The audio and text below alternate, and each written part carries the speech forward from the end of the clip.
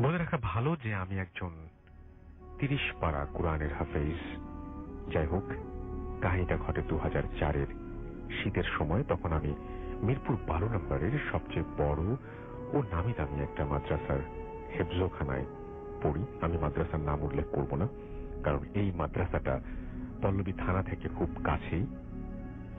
যারা শুনছেন তারা হয়তো বুঝতেও পেরেছেন কোন মাদ্রাসাটি হতে পারে।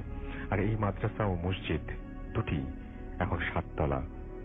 মসজিদ ও মাদ্রাসা যাই হোক, ঘটনায় যাওয়া যাক। হেফজখানায় যারা হাফিজি পড়ে তারা সকল ছাত্রদের মাগরিবের নামাজের পর কুরআন শরীফ মুখস্থ করে থাকে, এবং এই মুখস্থ রাখা, এই পড়াটা ফজরের সময়, নামাজের সময় আগেই হুজুরকে মুখস্থ শোনাতে হয়। বলে রাখা ভালো যে অনেক সময় ছাত্রদের পড়া মুখস্থ হয় না, আর যাদের পড়া না হয় তাদেরকে তাদের ঘুম থেকে নির্দিষ্ট টাইমের আগেই উঠে পড়াটা আরো ভালো করে মুখস্থ করে নিতে হয়। তো একদিন আমার পড়াটা ঠিক করে মুখস্থ হয়নি, তাই আমি চিন্তা করলাম রাতে আগে ভাগে ঘুম থেকে উঠে পড়াটা ভালো করে মুখস্থ করে নেব। তো রাতে ঘুম থেকে উঠে দেখি সকল ছাত্ররা ঘুমাচ্ছে। আমি উঠে অজু করে নিয়ে মসজিদের দিকে যাই কুরআন পড়ার জন্য। বলে রাখা ভালো, তখন মানে ২০০৪-এর দিকে ওই মাদ্রাসায় ২য় তলা পর্যন্ত নির্মাণ কাজ সম্পূর্ণ হয়েছিল, এবং সাথে মসজিদের কাজও ২য় তলা পর্যন্ত সম্পূর্ণ হয়েছিল। তো আমি যখন মসজিদে প্রবেশ করি ঠিক তখনই আমার চোখে মসজিদের প্রথম তলা থেকে লাইটের আলো আসে। তো আমি লাইটের আলো দেখে খুব খুশি হয়ে যাই, কেননা যদি মাদ্রাসার ছাত্রদের ঘুম থেকে উঠতে দেরি হয়ে যায় তাহলে ওই দিন আর মুখস্থ পড়াটা হুজুরকে দিতে হয় না, শোনানো লাগে না। ওই দিন আমার পড়াটাও ঠিক মতো মুখস্থ হয়নি, তাই আমি খুশি হয়েছিলাম। আমি যখন মসজিদের লাইট দেখে মসজিদের সিঁড়ি দিয়ে যখন প্রথম তলায় উপস্থিত হই তখন দেখি মসজিদের সকল মুসল্লিরা কাতার সোজা করে নামাজের জন্য দাঁড়িয়ে গেছে, এবং আমি তখন অনেক খুশি হই মনে মনে। যাক, আজকের জন্য বাঁচা গেল হুজুরের মারের হাত থেকে। আমিও ঠিক ওই মুহূর্তে কোনো কিছু চিন্তা না করে নামাজে দাঁড়িয়ে যাই এবং সকল মুসল্লিদের সাথে। বলে রাখা ভালো যে আমি যখন নামাজ পড়ছিলাম আতরের সুগন্ধ এবং ঘ্রাণটা আমি কখনোই, মানে এমন সুন্দর ঘ্রাণ আমি কখনো পাইনি। যখন নামাজ শেষ হয় আমি উপরে মাদ্রাসায় যাওয়ার জন্য যখন প্রস্তুতি নিচ্ছিলাম ঠিক তখনই আমার পাশে যে লোকটা ছিল সে আমাকে সালাম দেয় এবং আমাকে জিজ্ঞেস করে, বাবু, তোমার কত পারা পর্যন্ত কুরআন মুখস্থ হয়েছে? আমি তখন তাকে বলি যে আমার 7 পারা পর্যন্ত কুরআন মুখস্থ হয়েছে। আমি যখন তার দিকে তাকাই তখন দেখি এত উজ্জ্বল আর এত সুন্দর মানুষ যে আমি কখনোই দেখিনি। আমি তখনও কিছুই বুঝতে পারিনি। তো আমি যখন ওখান থেকে মাদ্রাসার উদ্দেশ্যে মসজিদের সিঁড়ি ধরে ওপরে উঠি, 2য় তলায় আসি, তখন দেখি যে মুয়াজ্জিন সাহেব হুজুর তার নিজ ঘর থেকে বের হচ্ছেন। আর তখনই মসজিদের 2য় তলায় একদম কর্নারে মুয়াজ্জিন সাহেবের জন্য রাখা একটা ঘর ছিল, আর মুয়াজ্জিন সাহেব হুজুরের নামটা আমি উল্লেখ করে দিলাম, এবং তিনি 2য় তলায় উঠে যখন হুজুরকে দেখতে পাই তখন হুজুর আমাকে জিজ্ঞেস করে, বাবা, তুমি নিচে কেন গিয়েছিলে? তখন আমি হুজুরকে বলি, হুজুর, এই মাত্র ফজরের নামাজ আদায় করলাম, আপনি নামাজ পড়তে পারেন নাই হুজুর? তখন মুয়াজ্জিন সাহেব আমাকে বলেন, তুই কি পাগল হয়ে গেলি? আমি তো এখন ফজরের আজান দিতে নিচে নামবো, তুই নামাজ পড়লি কিভাবে? এই কথা শোনার পরে আমি হুজুরকে নিয়ে নিজ তলায় গিয়ে দেখি যে একটা লাইট জ্বালানো নেই মসজিদে, পুরো মসজিদেই ঘন অন্ধকার। আর এইটা দেখে ভয়ে আমার শরীর ঘামে ভিজে যায়। এই শীতের ভেতরেও এরপরে মুয়াজ্জিন সাহেব হুজুর আজান দেওয়ার পরে আমরা বড় হুজুরের কাছে নিয়ে যাই আমাকে, এবং হুজুর আমাকে দেখে বলে যে তুমি আজকে যাদের সাথে ফজরের নামাজ আদায় করেছ তারা মানুষ ছিল না, তারা জিন ছিল, এবং ভালো জিন ছিল, এই জন্য তোমার কোনো ক্ষতি করেনি। আর মানুষ জাতি ফজরের নামাজ আদায় করার আগে এই জিনেরা জামাতে নামাজ আদায় করে থাকে, আর ওরা যখন নামাজে দাঁড়াচ্ছিল ঠিক তখনই তুমি মসজিদে প্রবেশ করো, আর তাই তোমার কোনো ক্ষতি করেনি। আজ যে লোক তোমার সাথে কথা বলছে সেও একজন জিন ছিল। যাই হোক, এরপর থেকে আমার কোন রকমের কোনো প্রবলেম হয়নি। পেয়েছিল ঘটনা যদি পড়ে শোনান তবে খুশি হব। চুয়াডাঙ্গার আলমডাঙ্গার এই ঘটনাটা আমি আজকে বলবো। ঘটনাটির সময় রাসেল ভাই 1994 সাল। জি। ঘটনাটি ঘটে কালু মিয়া নামক একজন রিক্সা চালকের সাথে। আচ্ছা। উনি প্রফেশনে একজন রিক্সা চালক ছিলেন। উনি যে কাজটা করতেন চুয়াডাঙ্গা, ওনার বাড়িটা চুয়াডাঙ্গা এই আলমডাঙ্গা থেকে 7-8 কিলোমিটার ভিতরে ছিল, ভিতরে একটা গ্রামে ছিল। তো উনি সকালবেলা রিক্সা চালাতে চালাতে চলে আসতেন শহরে এলাকায় রিক্সা চালিয়ে, আবার রাতের বেলা বাড়িতে চলে যেতেন। এটা ওনার দৈনন্দিন একটা কাজ ছিল। তো গতানুগতিক ভাবে উনি যেদিন ওনার সাথে ঘটনাটা শুরু হয় সেদিন উনি আসেন চুয়াডাঙ্গা শহর রিক্সা চালিয়ে। তবে ওই দিন ওনার ফিরতে ফিরতে বেশ দেরি হয়ে যায় এবং উনি আলমডাঙ্গা থেকে ফিরে যখন ওনার বাড়িতে যাবেন, ওনার বাড়িতে যাওয়ার আগে দুটো বিলের পাশ দিয়ে যেতে হতো। বর্ষাকালে সেটা ভরা থাকতো এবং অন্য সময় সেটা শুষ্ক থাকতো এবং অন্য সময় কৃষিকাজ সেই বিলের মধ্যে করা হতো। তো ওই সময়টা বর্ষাকাল ছিল না, ওই সময়টা শুষ্ক মৌসুম ছিল আর কি। পাশে রাস্তা ছিল, উনি রাস্তা দিয়ে রিক্সা চালিয়ে যাচ্ছেন। তো ওই সময় রাস্তায় আবার কেউ ছিল না, মানে একদম নিস্তব্ধ একটা সময় ওই রাস্তাটা এরকম ছিল। তো হঠাৎ উনি খেয়াল করলেন বেশ উঁচু লম্বা একজন লোক। তো লোকটি হাতে মানে সাদা কাপড়ে কি যেন ঢাকা, ওনার এক হাতে ধরে রেখেছেন উনি, এরকম ছোট একটা জিনিস। তো উনি তখন বললেন, এই রিক্সা থাম, মানে তুই করেই বলছে, এই রিক্সা থাম, যাবি? বলে কোথায় যাবো? বলে সামনে এই বিল পার হয়ে যে বট গাছটা আছে, বট গাছের কাছে আমি যাবো। তখন বলে যে ঠিক আছে চলেন। তখন উনি লাফ দিয়ে উঠে বসেন, রিক্সা উঠে বসেন। তো রিক্সা চালাচ্ছে কালু মিয়া। চালাতে চালাতে কিছুক্ষণ পরে হঠাৎ করে পেছন দিক থেকে, মানে ব্যাক সাইড থেকে একটি বাচ্চার কান্নার আওয়াজ আসছে। বাচ্চাটি বলছে, আমাকে ছেড়ে দেন, আমাকে ছেড়ে দেন। তখন কালু মিয়া বুঝতে পারলো ওই যে সাদা কাপড় দিয়ে যেটি মানে মাথা থেকে পা পর্যন্ত ঢেকে রাখা হয়েছিল একটা জিনিস, এটা আসলে একটা বাচ্চা। বাচ্চাকে উনি কোথা থেকে যেন নিয়ে আসছেন। তখন কালু মিয়া সাহস করে বলেন যে, ভাই বাচ্চাটা কি আপনার? তখন উনি আবার ধমক দিয়ে বলেন, বাচ্চা আমার না, তাই কার? এরকম ভাবে তুই চুপ থাক, এরকম ভাবে ধমক দিয়ে চুপ করাই দেন আর কি। তো রাসেল ভাই, কালু মিয়া কিন্তু দীর্ঘদিন ধরে যেহেতু ওই এলাকায় রিক্সা চালান, মোটামুটি সবাইকেই উনি চেনেন, কিন্তু এই লোকটা ওনার খুব অপরিচিত ছিল। তখন উনি অত কিছু মানে কিছু জিজ্ঞেসও করতে পারছেন না, বা এরকম রাতের বেলা কি জিজ্ঞেস করব বেশ মানে বুঝতে পারছেন না। দেখুন উনি ওনার মতো রিক্সা চালিয়ে যাচ্ছেন। কিছুতে যাওয়ার পর রাসেল ভাই হঠাৎ আরেকটি লোক রিক্সার গতিরোধ করে, ঠিক ওনার মতোই উঁচা লম্বা, প্রায় একই রকম চেহারা, মনে হয় যমুজ ভাইটা এরকম কিছু হবে আর কি। প্রায় একই রকম চেহারা আর কি, চেহারার গঠন। তো ওনার হাতেও সেম একই রকম জিনিস, কি যেন একটা সাদা কাপড় দিয়ে ঢেকে রেখেছে এবং ওই একটা হাত ধরে রেখেছে মনে হচ্ছে এই সাদা কাপড়ের ওখানে। বলছে যে, এই রিক্সা যাবি? বলে আমার তো যাত্রী আছে। বলে কোনো সমস্যা নাই, আমি এই রিক্সাতেই যাবো। এই বলে কোনো কথা ছাড়ে হঠাৎ করে উঠে বসে পড়েন ওই রিক্সা। অথচ ওই রিক্সায় কিন্তু আরেকজন লোক ছিল, কিন্তু কেউ ওরা মানে একজন আরেকজন কিন্তু প্রতিবাদ করছে না যে আপনি কেন উঠবেন। মনে হচ্ছে এই দুইজনকে চেনে। কিছুক্ষণ পরে কালু মিয়া খেয়াল করলো যে এখন আর একটা বাচ্চার কান্না আসছে না, দুটো বাচ্চার কান্না আসছে পিছন থেকে। দুটো বাচ্চা বলছে যে আমাদেরকে ছেড়ে দেন, আমাকে ছেড়ে দেন, আমাকে যেতে দেন, বাড়িতে যেতে দেন, এবং ওরা কোনো কথা বলছে না। তো কালু মিয়া এখন মানে চিন্তা করছে যে দেখি কি বলবো না বলবো। তো এখন যাই হোক রাসেল ভাই, কিন্তু কয়েক মিনিট এরকম কান্নাকাটির পর হঠাৎ করে কালু মিয়া মানে বুঝতে পারলো যে হঠাৎ করেই যেন দুটো বাচ্চার কান্না বন্ধ হয়ে গেল। তখন কালু মিয়ার পিছন দিকে তাকায় নাই, তখন বট গাছের কাছে চলে আসলো বিলের পাশে। বট গাছের পাশে আসার পরে ওই লোক দুটো নামলো। নামার পরে বললো যে এই নে তোর ভাড়া নেই, তাই বলে কিছু টাকা তাকে দিয়ে দিল। কিন্তু অদ্ভুত ব্যাপার রাসেল ভাই, ওই দুটো বাচ্চা কিন্তু আর ওখানে ছিল না। যে কোথায় গেল? তো উনি তাদেরকে জিজ্ঞেস করতে যাবে, হঠাৎ করে দেখলো তারা ঠিক যেই দিক দিয়ে রিক্সা নিয়ে আসছে ঠিক ওই দিকেই আবার চলে যাচ্ছে। মানে মনে হচ্ছে যে তারা আবার আগের জায়গায় ফিরে যাচ্ছে এমনটা, কিন্তু সাথে দুটো বাচ্চা নেই। তখন ওই চিৎকার করছে, ভাই বাচ্চা দুটা কই? তার কোনো উত্তর দিল না, ওনারা তার মানে হাঁটা দিয়ে চলে যায়।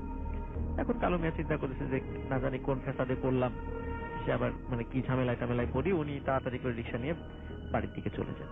বাড়ির যখন কাছাকাছি এসেছে রাসেল ভাই, হঠাৎ করে দেখেন ওই দুটো লোক তার বাড়ির সামনে দিয়ে যাচ্ছে। কালু মিয়া খুব অবাক হয় যে কি ব্যাপার, একটু আগে না ওনারা কত দূরে রেখে আসলাম, আমি রিক্সা এত দ্রুত চালিয়ে বাড়িতে চলে আসলাম, অথচ এই দুটো লোক এখানে আসলো কিভাবে? তখন কালু মিয়া চিন্তা করে যে এটা একটা প্যারানরমাল বিষয় হতে পারে, কারণ যেহেতু উনি বিলের পাশ দিয়ে রিক্সা চালিয়ে আসেন, মোটামুটি টুকিটাকি ছোট ছোট প্যারানরমাল বিষয়টা ওনার কাছে এটা খুব কমন ছিল। তখন উনি চিন্তা করেন যে আমার সাথে এতক্ষণ যেটা ঘটেছে প্যারানরমাল ঘটনাই ঘটেছে। উনি বেশ সাহসী লোক ছিলেন। তাড়াতাড়ি বাসায় ফিরে রিক্সাটা বাড়ির উঠানে সাইড করে রেখে তাড়াতাড়ি খাবার দাবার খেয়ে শুয়ে পড়েন।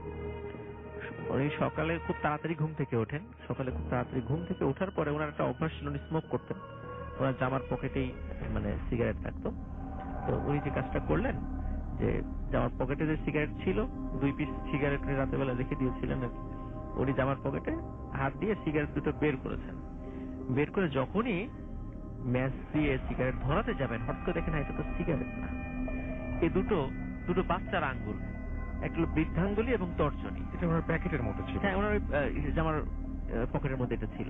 তো উনি খুব অবাক হন, কি ব্যাপার, এই সিগারেটের জায়গায় এই বাচ্চার আঙ্গুল আসলো কিভাবে? উনি তো চিৎকার দিয়ে বাড়ির লোকজনকে জড়ো করে ফেলেন যে আমার জামার পকেটের মধ্যে এরকম বাচ্চার আঙ্গুল। তখন ওনার বাড়ির লোকজন বলে, কি ব্যাপার, তোমার রিকশায় মানে রক্তের ছোপ লেগে আছে কেন? তখন উনি আবার তাড়াতাড়ি রিকশায় যান এবং রিকশায় রাসেল ভাই দেখা যাচ্ছে যে আমরা সাধারণত রিকশায় যে সিটের উপর বসি, সেই সিটের নিচটা কিন্তু ফাঁকা থাকে। অনেক সময় ইশারা প্রয়োজনীয় জিনিস ওই সিটের নিচে রেখে দেন। মনে হচ্ছিল সিটের নিচ থেকে কোনো রক্ত, কোনো প্রবাহ এসেছে। অবশ্য রিকশার সিটটা যখনই উনি সরিয়েছেন তখনই দেখেন যে মানে রক্ত, মানে শুধু কঙ্কাল আছে, কঙ্কালের হাড়ের সাথে কিছু মাংস ঝুলে আছে আর মাথা দেখা যাচ্ছে, কিন্তু কাল লাশ, চেহারা এত বিভৎস হয়ে গেছে। ওই দুটো বাচ্চাকে এমন ভাবে নৃশংস ভাবে হত্যা করে ওই সিটের নিচে রেখে দেওয়া হয়েছে। তখন এই দৃশ্য যখন ওরা দেখেন, সবাই চিৎকার চেঁচামেচি শুরু করে দেন। আর যেহেতু এটা একটা মার্ডার, সেহেতু পুলিশকে তো অবশ্যই ইনফর্ম করতেই হবে। ইনফর্ম করতে হবে। পুলিশও আসেন। জি। তো পুলিশ আসার পরে এই ডেড বডি যতটুকু অবশিষ্ট ছিল নিয়ে যান, এবং যেহেতু ওনার রিকশাতে এটা পাওয়া গেছে সেহেতু তাকে তো ধরে নিয়ে যাবে, এটাই স্বাভাবিক। তাকে ধরে নিয়ে যাবে। উনি প্রায় 3 মাস জেলে ছিলেন আর কি। পরবর্তীতে উনি পুলিশি রিপোর্টে প্রমাণিত হয় যে না, উনি এটা হত্যাকাণ্ডের সাথে জড়িত না। আর ভাই এই দুটো বাচ্চার লাশ ছিল পাশের গ্রামের, যারা রাতের বেলা মানে কোনো কারণে বের হয়েছিল বাসা থেকে হয়তো ওয়াশরুমে যাওয়ার জন্য বের হয়েছিল, কিন্তু ওরা ঘরে ফিরে আসে নাই। অনেক খোঁজাখুঁজি করছে, ফিরে আসে নাই। কিন্তু পাশের গ্রাম তো হয়তো তারা জানতে পারেনি। কিন্তু পরের দিন মানে যখন এরকমই হলো যে দুটো বাচ্চার লাশ, তখন ওনারা বুঝতে পারেন হয়তো এই দুটো বাচ্চার লাশই। যখন কালো মিয়াকে চেহারার বর্ণনা, যার কালো মিয়া তো অন্ধকারে খুব ভালো দেখতে পারেনি বাচ্চা, তো যতটুকু বলেছে তা বুঝতে পারছে এই দুটাই সেই বাচ্চা লাশ। তো রাসেল ভাই মোটামুটি 3 মাস উনি এরকম কারাগারে ছিলেন। পরবর্তীতে প্রমাণিত হয় যে না, উনি এটা হত্যাকাণ্ডের সাথে জড়িত না। উনি আবার বাড়িতে ফিরে আসেন। তো ফিরে আসার পরে যে বিষয়টা ঘটতে থাকে সেটা হলো রাসেল ভাই, উনি কিন্তু একটা বিষয় বলতে ভুলে গেছি, উনি কিন্তু রিক্সা চালানোর পাশাপাশি আর একটা প্রফেশনের সাথে যুক্ত ছিলেন। সেটা হচ্ছে গ্রামে কোনো পুরুষ লোক যদি মারা যেত তো কালু মিয়া এটাকে গোসল দিতে যেতেন। এটা মানে ওনার বাবা দাদা অনেক আগে থেকেই বংশ পরম্পরা ওনারা এই কাজটা করেন আর কি। তো রাসেল ভাই হঠাৎ একদিন রাত 11টার দিকে, এই মানে জেলখানা থেকে আসা হয়তো 5-7 দিন পরে আর কি, রাত 11টার দিকে হঠাৎ করে ওনার বাড়ির দরজায় করান আসছে। দেখে যে ওনার গ্রামের পরিচিত 2 জন মুরব্বী আসছেন ওনার বাড়িতে। এসে বলতেছেন যে গ্রামে যে কবিরাজটা ছিল, কবিরাজটা হঠাৎ করে মারা গেছে, তুমি তো তাড়াতাড়ি চলো, গোসল দিতে হবে। তখন কবিরাজটা ওনার খুব পরিচিত ছিল, ওনার বাবার বন্ধুও ছিল। তখন উনি শুনে খুব মানে শোকাহত হন যে কবিরাজ চাচা মারা গেছেন। বলছে ঠিক আছে আমি আসছি। এগুলো উনি একটু ওনার একটু রেডি হয়ে চলে আসেন এবং এসে বলেন, এখন কবিরাজ চাচার বাড়িটা কালো মিয়া চিনত। এখন উনি ওইদিকে হাঁটা না দিয়ে ওই 2 মুরব্বী বলছে যে এদিকে না, আরেক দিকে চলো। আরেক দিকে কোন দিকে? যে কবিরাজের পুরান বাড়ি, পুরান ভিটা। বলে পুরান ভিটায় তো কেউ থাকে না ওখানে। বলে না, ওর কবিরাজের ইচ্ছা ছিল যে ওনার দাফন কাফন এবং লাশ ধোয়ানো এইটার জন্য ওনার পুরান ভিটাতে হয়। পুরান ভিটাতে রাসেল ভাই ওই যে বিলের কথা বললাম, ওই বিলের কাছাকাছি আর কি। তখন কি আর করা, হয়তো বা বলে থাকতেও পারেন এটা কালো মিয়া জানে না। তখন ওই 2 জন মুরব্বীর সাথে উনি হাঁটা ধরেন এবং পুরান ভিটাটা কিন্তু একদম একটা বিরান জায়গা ছিল ওটা, মানে ওখানে কোনো থাকার কোনো উপযোগী কোনো ঘরটর ছিল না। সেখানে দেখা যায় সত্যি ওখানে একটা লাশ রাখা আছে খাটিয়ার উপরে। তখন লাশ ধোয়ানোর জন্য আনুষঙ্গিক সব জিনিস ছিল, একটা সাদা কাপড় দিয়ে লাশটা ঢাকা ছিল। তখন ওই 2 মুরব্বী বলল যে কালো মিয়া তুমি লাশটা গোসল করার ব্যবস্থা করো, এখানে সব প্রয়োজনীয় জিনিস আছে, সাহায্য লাগলে আমাদেরকে বলো। কালু মিয়া যখন লাশের কাছে গিয়ে যখনই উপর থেকে কাপড়টা সরিয়েছে তখন দেখে ওটা কবিরাজের লাশ না। ওই যে রাসেল ভাই উনি রিকশায় যে একজন লোককে তুলেছিল বাচ্চা নিয়ে, যে লোকটা উঠেছিল, এটা সেই লোক ওখানে শুয়ে আছে এবং শোয়ার পর দেখেন সে মৃত না, সে চোখ খুলে আছে। এবং যখনই লাশের কাপড়টা সরিয়েছে কালু মিয়ার হাতটা খপ করে ধরে সজোরে একটা কামড় মেরে বসে হাতে, এবং এরপরে কালু মিয়ার আর কোনো সেন্স ছিল না। সকালবেলা কালো মিয়াকে সেই বিলের ওই বট গাছের নিচে পাওয়া যায়, কিন্তু কালো মিয়ার হাতটা ছিল একদম রক্তাক্ত। এবং তাকে যখন উদ্ধার করে তখন তার হাতের বৃদ্ধাঙ্গুল এবং তর্জনী আঙ্গুল এটা ছিল না। মানে লাশ কামড় দিয়ে হয়তো বা সেটা মানে কেটে ফেলেছে এরকম আর কি। তো উনি এরপরে হাতের ট্রিটমেন্ট করান কয়েক মাস ধরে, আবার স্বাভাবিক জীবনে ফিরে আসার চেষ্টা করেন রাসেল ভাই, কিন্তু সমস্যা হলো উনি আগের মতো রিক্সাটা ওইভাবে চালাতে পারতেন না, কারণ যেহেতু দুই হাত বৃদ্ধাঙ্গুলি এবং তর্জনীর জোরটা ছিল না হাতে, এজন্য উনি ওইভাবে ভালো করে রিক্সা চালাতে পারতেন না। উনি চিন্তা করেন একটু কৃষি কাজের দিকে আস্তে আস্তে উনি একটু মুভ করেন আর কি, তবে ওই লাশ ধোয়ার প্রফেশনটা ওনার ছিল। তো উনি এই ঘটনার পরে সত্যি সত্যি মানে আরেকটা যে ঘটনা ঘটে রাসেল ভাই, যে ওই কবিরাজ কিন্তু জীবিত ছিল। কবিরাজ পরে এসে বলে যে আসলে তোমার বাবা এবং আমি বন্ধু ছিলাম, আমরা একই সাথে এক ওস্তাদের কাছ থেকে ব্ল্যাক ম্যাজিক শিখেছিলাম। তো তোমার বাবা যে কাজটা করতো সেটা হচ্ছে উনি খুব রাগী ছিল।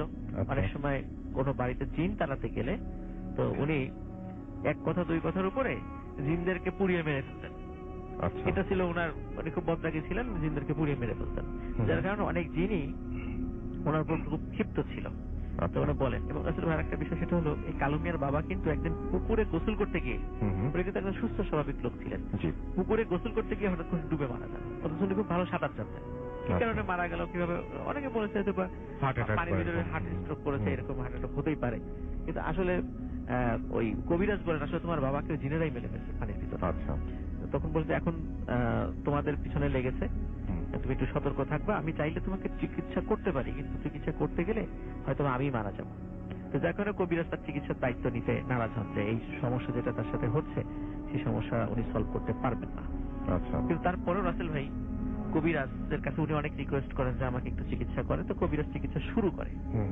কিন্তু শুরু করার 7 থেকে 8 দিনের মাথায় কবিরাজ হঠাৎ করে রাতের বেলা তার বাড়িতে মারা যান। কিভাবে মারা গেছেন এটা কেউ বলতে পারে না, হঠাৎ করে রাতের বেলা মারা গেছেন কবিরাজ। তো সেই কবিরাজের যথারীতি গোসল দেওয়ার দায়িত্ব কালু মিয়ার উপর এসে পড়ে। তো কালু মিয়া যখন গোসল করতে, যখন মানে কবিরাজের সবকিছু রেডি, কবিরাজও যেহেতু রাসেল ভাই একটু ব্ল্যাক ম্যাজিকের সাথে জড়িত ছিলেন, তো কবিরাজকে যখন গোসল দেওয়া হবে, চারদিক থেকে সাধারণত আমরা গোসলের সময় দেখি চারদিক থেকে একটু ঘিরে দেওয়া হয় আর কি লাশের গোসল করানোর সময়। তখন কালু মিয়া যখন গোসল করার জন্য ভিতরে ঢুকেছেন, তো হঠাৎ কয়েক মিনিটের মাথায় প্রচন্ড জোরে কালু মিয়ার চিৎকার শোনা গেল। লোকজন তাড়াতাড়ি করে গিয়ে দেখে যে কবিরাজের লাশের জায়গায় পড়ে আছে, কিন্তু কালু মিয়া মানে মাটিতে পড়ে আছেন, এবং মনে হচ্ছিল তার চেহারা মানে ভারী কিছু দিয়ে একদম থেতলিয়ে দেওয়া হয়েছে, মানে এমন খুব নৃশংস ভাবে ওখানে তাকে হত্যা করা হয়েছে আর কি। তো কেন এমনটা হলো, কারণ ওখানে উপস্থিত, এটা কিন্তু দিনের বেলার ঘটনা, একদম মানে দিনের বেলার ঘটনা, কিন্তু ওই যেহেতু চারদিকে ঘেরা ছিল ওখানে কি হয়েছে কেউ জানে না। কিন্তু সবাই চিন্তা করে যে যেহেতু কবিরাজ নিজেও ব্ল্যাক ম্যাজিকের সাথে যুক্ত ছিলেন, এবং কালু মিয়া সেও একসময় যেটা কাজটা করতে রাসেল ভাই, কারণ কালু মিয়ার বাবা যখন ব্ল্যাক ম্যাজিক করতেন কালু মিয়াকে দিয়ে বিভিন্ন উপকরণ তাকে দিয়ে সংগ্রহ করতেন, তাকে হেল্প করতেন, উনি হয়তো না বুঝেই সেটা করতেন, ইচ্ছা করে এটা করতেন না। তো রাসেল ভাই এই কারণে সবাই ধারণা করে যে এই সমস্ত কারণে এই কাজের সাথে যুক্ত ছিল দেখেই শেষ পর্যন্ত কালু মিয়ার এই পরিণতিটা হয়েছিল। এটা রাসেল ভাই আলমডাঙ্গার আমাকে যে বলেছে সজীব, বলছে যে আলমডাঙ্গার খুব পরিচিত একটা ঘটনা এটা, মানে খুব এটা লোকজন অনেকেই প্রচলিত একটা ঘটনা, এই বিষয়টা অনেকেই জানেন। আসলে আমরা তো ব্ল্যাক ম্যাজিকের স্টোরি বিভিন্ন সময় আমরা বলেছি, আমরা সবসময় বলেছি এটা নিরুৎসাহিত করতে, কাউকে সহযোগিতা না করতে, এই বিষয়ে নিজে না করলেও যেন অন্যকে আমরা সাহায্য না করি, এতে কোনো না কোনো ভাবে এর একটা প্রভাব আমাদের উপর এসে কিন্তু রাসেল ভাই পড়েই, যেভাবেই হোক এসে আমাদের উপর পড়বে, এই জন্য কাউকে এই কাজে আমরা যেন সাহায্যও না করি, এটাই ছিল রাসেল ভাই। রবিবারের ঘটনা, আমি হচ্ছে একটা বিয়ের ইনভাইটেশন পেয়েছিলাম, তো আমাদের এক বন্ধুর কাছ থেকে, কারো বিয়ে, হ্যাঁ, তো ওখানে আমি গিয়েছিলাম। তো অ্যাজ ইউজুয়াল ওইখানে বিয়ে টিয়ে এনজয় করে আস্তে আস্তে রাত হয়ে গেছিল, অনেক রাত, 12টা 12:30 মতো বেজে গেছিল। তো আমি আসার সময় রিক্সা পাচ্ছিলাম না। বলে রাখা ভালো, হাজারীবাগ থেকে লালবাগের দূরত্ব খুব একটা বেশি দূরে না, তো রিক্সা পাচ্ছিলাম না। আমি একটা পর্যায়ে সিদ্ধান্ত নিলাম যে হেঁটেই চলে যাই, ফাঁকা রাস্তা, বাতাস আছে, হেঁটেই চলে যাই। তো আসতেছিলাম, হাঁটতে হাঁটতে একটা পর্যায়ে দেখলাম যে লম্বা লম্বা তিনজন লোক একটা মিষ্টির দোকানে ঢুকলো, এবং সাথে সাথে শাটার, মানে কে শাটার লাগালো সেটা আমি খেয়াল করি নাই, বাট শাটার লাগাই দিছিল। তো আমি জিনিসটায় ভাবলাম এখানে মনে হয় কোনো ডাকাতি হচ্ছে। তো ডাকাতি হচ্ছে এই ভয়ে আমি 999-এ কল দিলাম। 999-এ কল দেওয়ার পর কি মনে করে তারা কল পিকও করছিল, কি মনে করো আমি আবার লাইন ডিসকানেক্ট করে দিলাম। আচ্ছা আচ্ছা, তো পরে কিছুক্ষণ পর আমি ওইখানেই স্থির ছিলাম। কিছুক্ষণ পর দেখি যে ওই যে তিনজন ঢুকছিল ওই দোকানের মধ্যে, ওই তিনজন লম্বা আচ্ছা বের হলো, হাতের মধ্যে মিষ্টির প্যাকেট ছিল, তো হাওয়ায় হুম। মিলাই গেল, হাওয়ায়। তো আমি জিনিসটা আমার কাছে কিরকম লাগলো, তো আমি পরে ওই দোকানে গেলাম, দোকানের যে কর্মচারীরা ছিল, জি তো ওদের কাছে আমি জিজ্ঞেস করলাম, ভাই কি হয়েছে এখানে, তারা কারা ছিল? তো তারা ফার্স্টে কোনোভাবেই তারা স্বীকার করতেছিল না যে ব্যাপারটা অ্যাকচুয়ালি কি হয়েছে। তো আচ্ছা আমি একটু রিকোয়েস্ট করলাম যে ভাই কি হয়েছে, আমাকে বলা যায় কি? পরে তারা বলল যে অ্যাকচুয়ালি আপনি যাদের দেখছেন এরা হচ্ছে মানুষ না, এরা হচ্ছে জিন। এরা এরকম প্রতি রবিবার রাতে কোন একটা টাইমে আসে এবং দূর থেকে ইশারা করে, তো আমরা বুঝে যাই যে ওরা আসছে, এবং আমরা লাইট অফ করে দিই, ওরা ভেতরে আসে, ওদের পছন্দ মতো ওরা মিষ্টি নেয়, নিয়ে দাম দিয়ে সুন্দর মতো চলে যায়। এটা নাকি ওদের অনেক আগে থেকেই, পূর্বপুরুষদের থেকেই এরকম চলে আসতেছে। তো এটাই ছিল আমার ঘটনা। Thank okay, you. Thank you so much. আমি আমার ঘটনাটা শুরু করি। ঘটনাটা হচ্ছে 2012 সালে। আমার আপু এবং দুলা ভাই এরা হচ্ছে দিনাজপুরে থাকে, সরকারি চাকরি করে। ভাইয়া এই সুবাদে সবাই দিনাজপুরে থাকে। তো প্রতি বছর 2-1 বার যাওয়া হয় দিনাজপুরে। তো ঘটনাটা হচ্ছে 2012 সালে জানুয়ারি ফেব্রুয়ারি এরকম সময়। তো ঘটনাটা হচ্ছে দিনাজপুরে আমার একটা ফ্রেন্ড আছে, ওর নাম মাসুম। তো আমার আপুর বাসা হচ্ছে দিনাজপুর মিশন রোডে। তো ওইখান থেকে একটু সামনে আগালে একটা শ্মশান ঘাট আছে। ওইখানে দিনের বেলা পরিবেশটা অনেক সুন্দর থাকে, একটা নদী, খাল বা নদী যাই হোক, আর ওইখানে বসার জায়গা আছে, সুন্দর বট গাছ, অনেক সুন্দর একটা পরিবেশ থাকে। তো আমি দিনাজপুরে গেলে বেশিরভাগ সময় এখানে একটু বসে আড্ডা মারি, খুব সুন্দর একটা পরিবেশ থাকে। তো আমি আর আমার ফ্রেন্ড মাসুম বসে আড্ডা মারতেছিলাম এরকম সকালে 10টার পরে। তো একটু পরে দেখলাম অনেক লোকজন ঢুকতেছে শ্মশানে একটা লাশ নিয়ে। তো যাই হোক, আমরা একটু আগ্রহী হয়ে সামনে গেলাম, দেখলাম হ্যাঁ একজন মহিলা লাশ নিয়ে আসছে। তো ওনার আত্মীয় স্বজনের কাছে জানতে পারলাম যে উনি হচ্ছে গিয়ে ওনার বাসায় ঝগড়া করে পানের সাথে অনেক জ্বর দেখিয়েছে, তো মাথা ঘুরে পড়ে গেছে, বমি করছে, একটু পরে উনি মারা গেছে।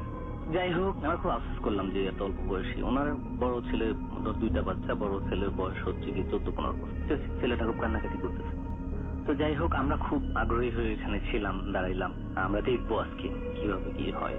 তো যাই হোক, আমি যদিও আগে 2-1 বার দেখছি, এত কাছে থেকে না, একটু দূরে থেকে দেখি। তো যাই হোক, ওই দেখতেছিলাম, তো ওনারা হচ্ছে শুরু করলো।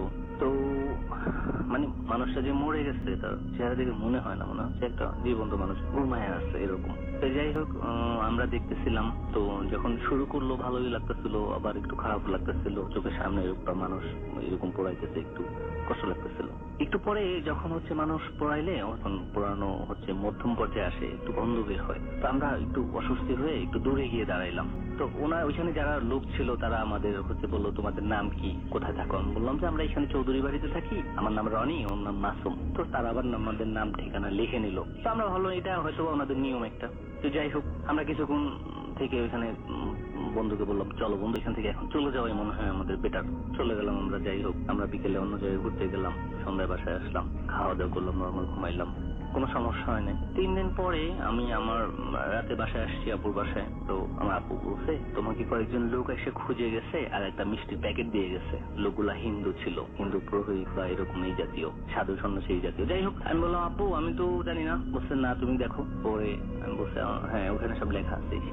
তো যাই হোক, আপুকে বললাম, আপু এটা তো হচ্ছে 3 দিন আগে আমরা শ্মশানে ছিলাম, ওইখানে একটা লাশ পড়াইছে, ওটা আমরা দেখছিলাম, মেবি ওই জন্য ওইখানে ওনাদের ওইটা মিশতে দিয়ে গেছে। বলছে, তুমি এখানে বেড়াইতে আসছো, আমি চাই না কোনো ঝামেলা হোক, এটা তোমার ঠিক হয় নাই, ওইখানে থাকা দরকার ছিল এসে। আপু কি করবো এখন? এই মিষ্টিগুলো ফালাই দাও। মিষ্টিগুলো বাইরে নিয়ে ফালাই দিচ্ছি আমরা ট্রেনে।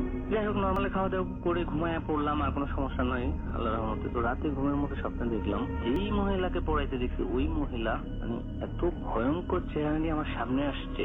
উনি একদম একটা নর্মাল কাপড় পরাই ছিল।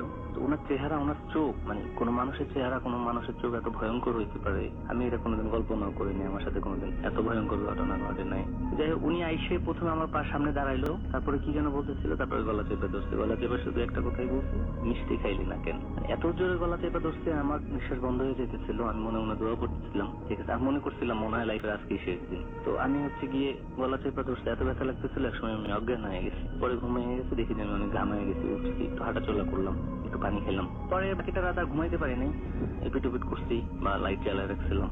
পরের দিন ফ্রেন্ডের কাছে গেলাম, বললাম বন্ধু কালকে রাতে তো আমার একটু সমস্যা হয়েছে। পরে বলছি বন্ধু আমার তো একটা সমস্যা হয়েছে, আমি তো স্বপ্নে দেখছি যে ওই মহিলা আমাকে দৌড়ানি দিচ্ছে। তো দৌড় দিতে দিতে আমি যে একটা পুকুরের মধ্যে পড়ে গেছি আর গিয়ে অজ্ঞান হয়ে গেছে। আমি বলছি বন্ধু আমারটা এর থেকে ভয়ঙ্কর, আমার সাথে এই হয়েছে। তো যাই হোক, দিনাজপুরে যদিও 15 দিনের জন্য গিয়েছিলাম, তারপরে 2-1 দিন পরে আমি চলে আসছি ওইখান থেকে। আমার খুব অস্বস্তি লাগতেছিল, পরিবেশটাই একদম মানে মনে হচ্ছে ধোঁয়ার, একেবারে খুবই খারাপ অবস্থা হয়ে গেছে। তো যাই হোক আমি চলে আসছি। আমি তখন ঢাকায় উত্তরাতে থাকতাম। তো আমি ঢাকায় আসছি, প্রতিদিন স্বপ্নে একটাই, ঘুমানোর আগেই মনে হয় এখন তো স্বপ্নে আমি এটা দেখবো। তো আমি উজু করে ঘুমাই, দেওয়া করে ঘুমাই, কাছে হচ্ছে না। একজন হুজুরের কাছে গেলাম, সে বললো তোমার হয়তো বা একটা খারাপ দৃষ্টি পড়ছে শ্মশানে, তো যাই হোক তুমি এই আমলগুলো করো। তো আমি তাও আমার শান্তি লাগতেছিল না, একই প্রবলেম।